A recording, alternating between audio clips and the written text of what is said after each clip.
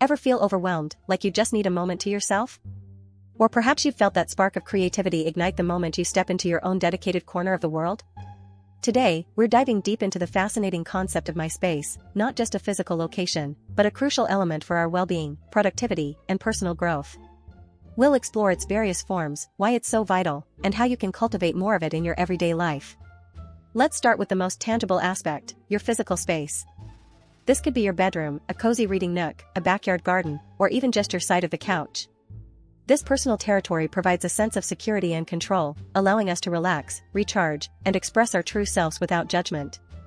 Think about Virginia Woolf's famous assertion, "A room of one's own," emphasizing the crucial link between dedicated space and creative freedom. It's where we can truly be ourselves. Beyond the physical, my space extends to our psychological boundaries. This is about protecting our mental energy, setting limits on demands from others, and carving out time for introspection. It's the space we create for mindful reflection, deep work, or simply quiet contemplation, free from external noise and distractions.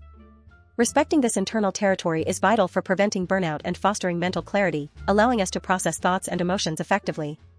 In our hyper-connected world, my space also encompasses our digital footprint and the boundaries we set online. Are your social media feeds curated to be positive, or are they a source of stress? This modern interpretation requires conscious effort to protect our focus and well-being. Historically, even tribal societies recognized the need for personal distance. Studies show that respecting personal space can significantly reduce stress and improve communication.